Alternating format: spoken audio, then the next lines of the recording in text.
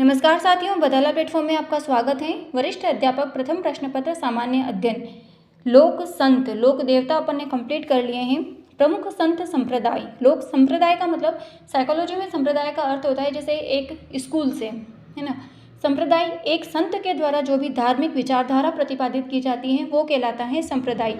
अब संत भक्ति करते हैं तो भक्ति परंपरा भी के जो मार्ग है वो भी दो प्रकार के चलते हैं, जैसे सगुण भक्ति और निर्गुण भक्ति।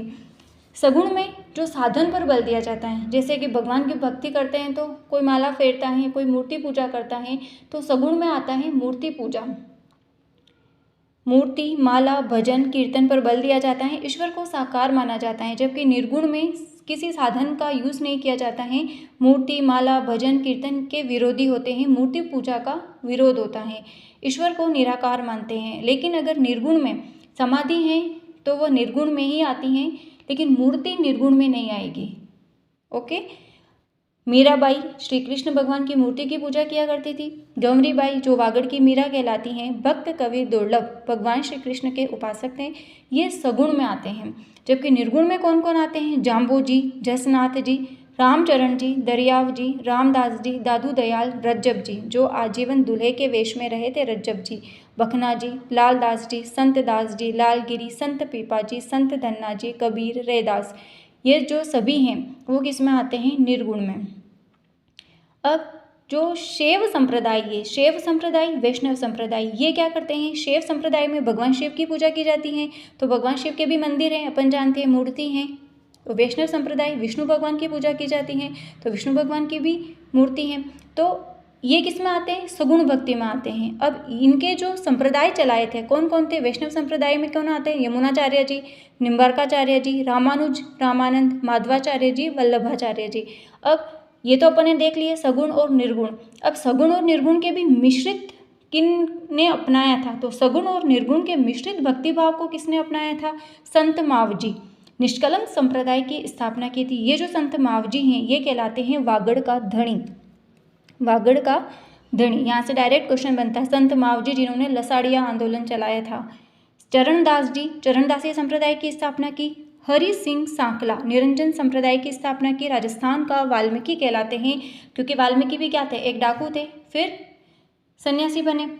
हरि सिंह सांकला भी एक डाकू थे, लेकिन हड़बू जी सांकला की प्रेरणा से ये हरि सिंह सांकला सन्यासी बने और निरंजन संप्रदाय की स्थापना करी। अब आगे देखते हैं वैष्णव संप्रदाय, एक एक करके अपन स्टडी करेंगे। वैष्णव संप्रदाय, निम्बार्क संप्रदाय, वल्लभ संप्रदाय, गौड़ीय संप्रदाय, रामानंद संप्रदाय और रामानुज संप्रदाय। फर्स्ट स्टडी करते हैं रामानुज संप्रदाय। रामानुज संप्रदाय में राम को परब्रह्मा मानकर पूजा गया था, रामावत संप्रदाय भी कहते हैं।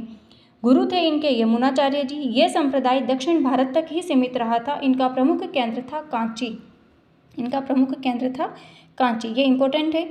इनका जन्म हुआ था तिरुपति नगर, आंध्र प्रदेश में। ग्रंथ था इनका श्री भाष्य जो ब्रह्म सूत्र पर आधारित है। राजस्थान में इनकी शाखा है गलता, जयपुर, रेवासा, सीकर। गलता जयपुर को और कहा जाता है उत्तर तोताद्री और मंकी वैली। सेकंड, रामानंद संप्रदाय, ठीक है। ये रामानुज के शिष्य थे, रामानंद इन्होंने भी संप्रदाय चलाया था। इनका जन्म हुआ था इलाहाबाद में। ये भक्ति आंदोलन को उत्तर भारत में लेकर आए थे। भक्ति का जो भाव था दास्य भाव था, ये भगवान राम के दास बन करके उनकी भक्ति करते थे। उपदेश इन्होंने हिंदी भाषा में दिए थे। निम्बार्क संप्रदाय, निम्बार्काचार्य जी प्रवर्तक हैं निम्बार्काचार्य। बचपन का नाम है इनका भास्कर। संप्रदाय के उपनाम हैं सनकादि संप्रदाय, हंस संप्रदाय, नारद संप्रदाय। भेदाभेद, द्वैताद्वैत संप्रदाय, मारवाड़ में इसे निमावत साध संप्रदाय भी कहते हैं। इनके प्रधान पीठ हैं वृंदावन, मथुरा, यूपी।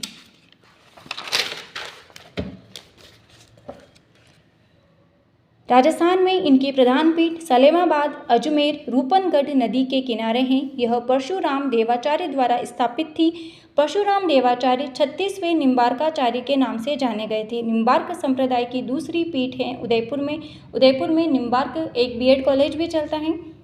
प्रमुख ग्रंथ है इनका वेदांत परिजात, निम्बार्काचार्य जी का। आगे के लोक संत अपन कल स्टडी करेंगे। तब तक के लिए जय हिंद, जय भारत, जय जय राजस्थान। धन्यवाद।